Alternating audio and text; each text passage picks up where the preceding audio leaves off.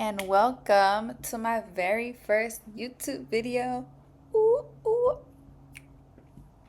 All right, so what are we going to talk about in my first video? I'm going to be sharing with you guys my story behind why I chose to be sober. So let's get right to it. I'm not editing anything. I don't know how to do any of that stuff. So we're just going to write it out. And I have my notes. Okay, so where did it all start? I didn't wake up just one day and say, hey, I'm not going to drink anymore, right? There was so many experiences that I had to go through in my life for me to realize that alcohol was something that I didn't want in my life anymore. And growing up, I saw my dad have an alcohol problem, right? He was an alcoholic. And it was something that I always said to myself, I will never end up like with someone like him, right? I will never end up in a relationship where alcohol and drinking is a problem. And there I was also drinking, right? I'm going out, partying, drinking to escape the chaos in my home. And I was somewhat repeating the same thing that my dad was doing, which is the drinking that I wanted him to not do anymore. But that was like my escape from that chaos at home, right? Um,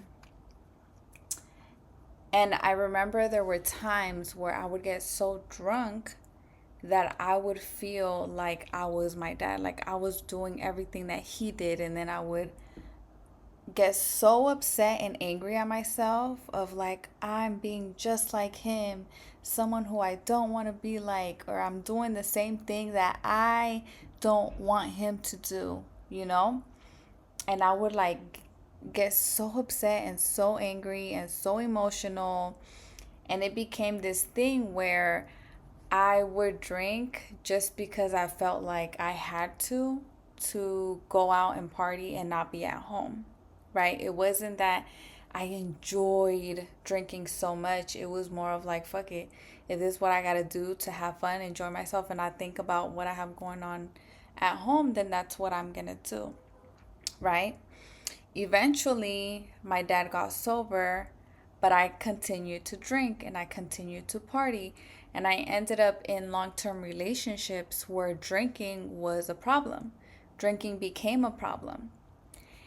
And one day I was just like fed up with it. I was like, why am I attracting these relationships where drinking is a problem? Right? Like, why? Because I had told myself before, I will never end up with someone like this. I would never put up with this. But then there I was attracting that into my life. And it wasn't until I started learning about inner child healing and realizing that we unconsciously carry so many things from our past, and that dictates our future. And we usually end up repeating a lot of very similar patterns that we saw our parents repeating in different situations, right? Obviously, not exactly the same, but very similar because that's what we're used to. That's what we're attracted to unconsciously because that's what feels familiar. Um, what else do I have? Yes. And then I just couldn't take it anymore. I was like, I'm done doing this shit. I'm done being in these type of relationships, right? My dad is sober now, and I'm still in relationships where alcohol is a problem, and I don't live like I don't want to keep repeating these things in my life anymore, not for myself and not for my son, right? So then I had to ask myself one day. I was like, okay, Yoli, what is going on here?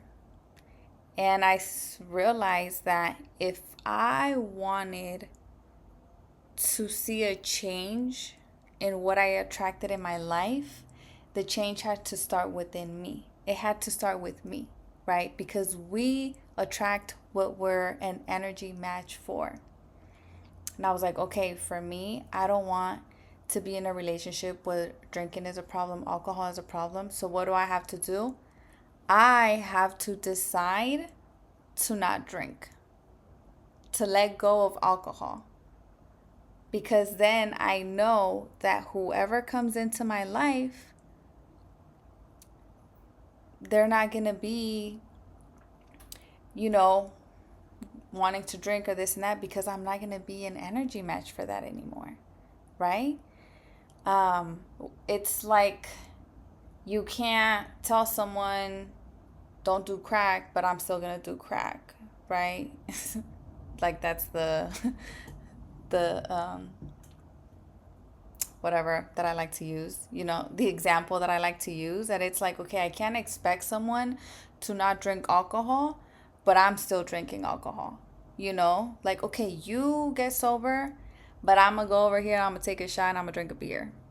It's so contradicting, right? And it's like, I can't do that. I'm still gonna be an energy match for that, right?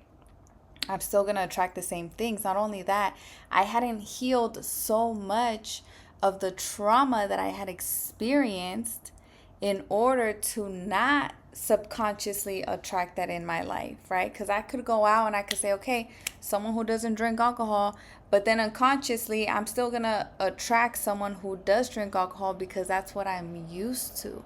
That's what feels normal, right? Because that's what I grew up seeing in the household.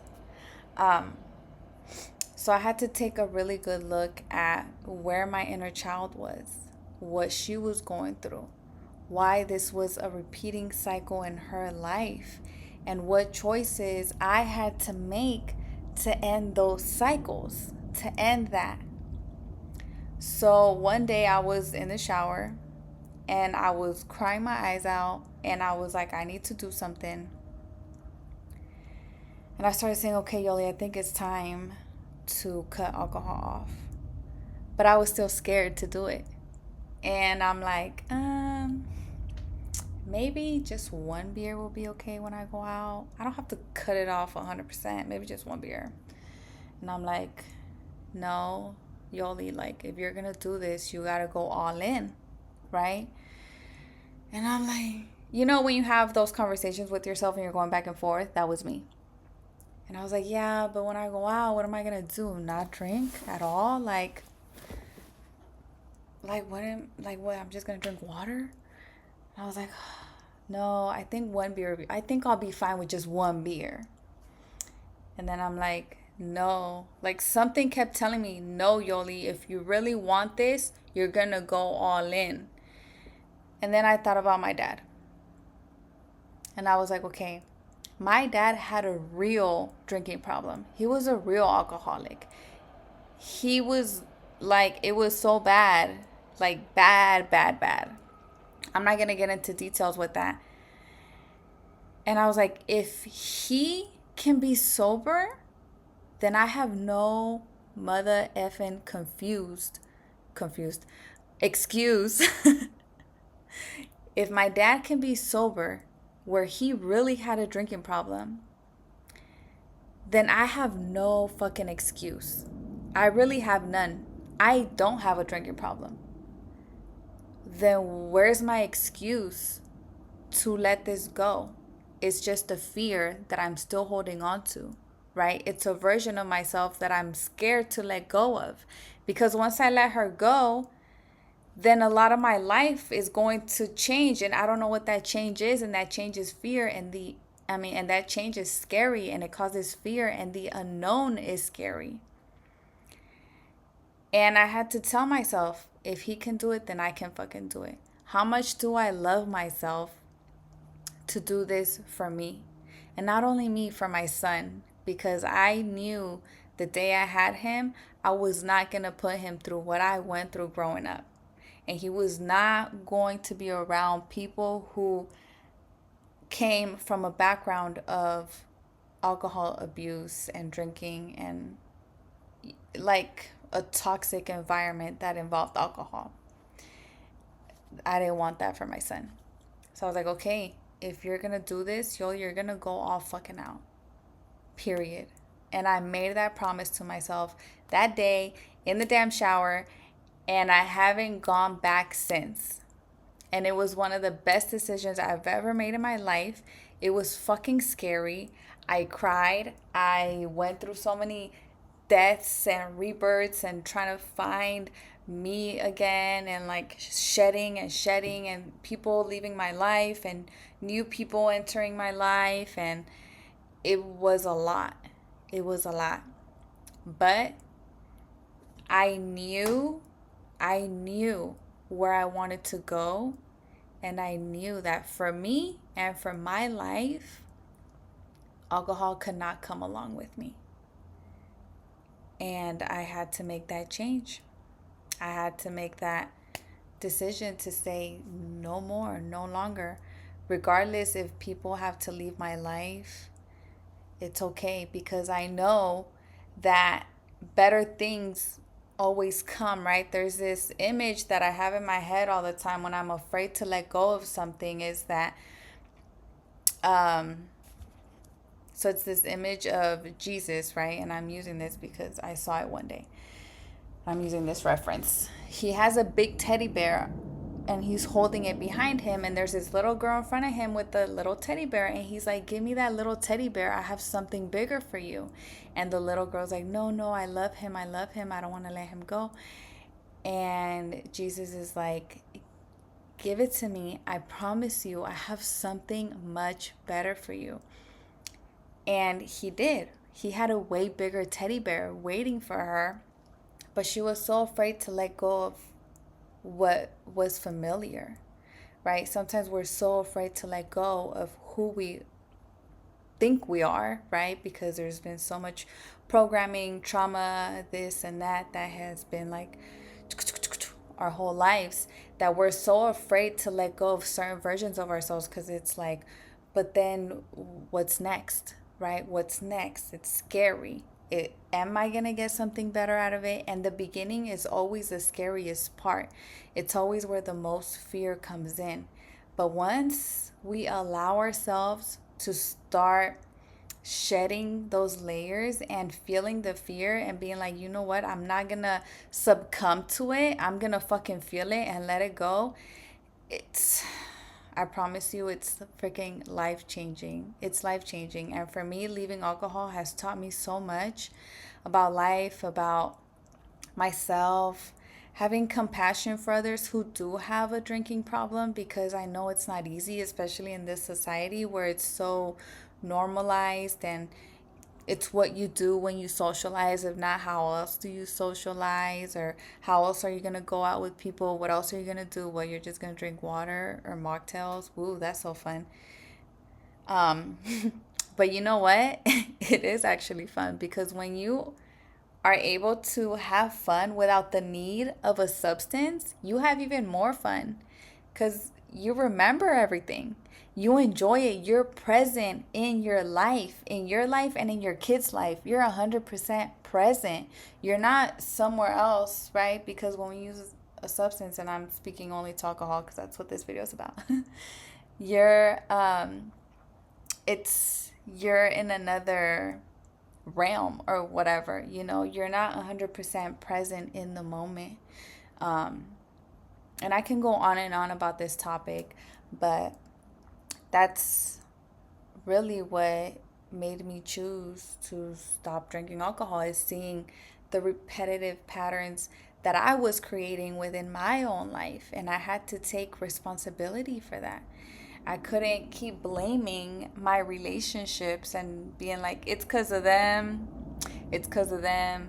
It's more of like, what's going on with me that's making me a match to attract that, even though it's something that I thought I left when I left my parents' house.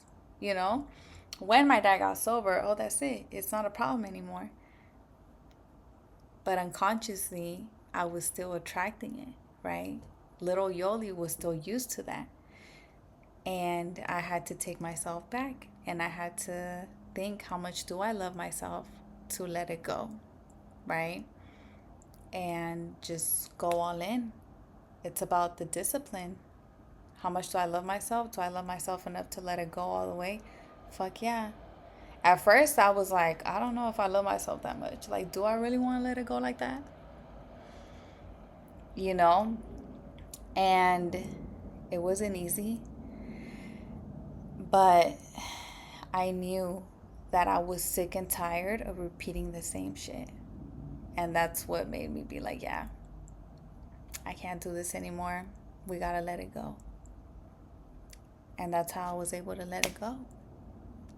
And I'm not saying, if you have like a real drinking problem where you need it to survive, I would not recommend cutting it cold turkey because I saw what that did to my dad and it can literally kill you. But if it's not that bad, like you don't need it to survive, um, you can definitely like ease off of it and start making different lifestyle changes for yourself, for your family, for those that love you. Yeah. And to end on a beautiful note, just know that you're not alone in this journey. So many people are going through different things, and it's just a matter of us realizing that we're not alone. If others can do it, so can we. And it'll be hard, but it's not impossible. I love y'all.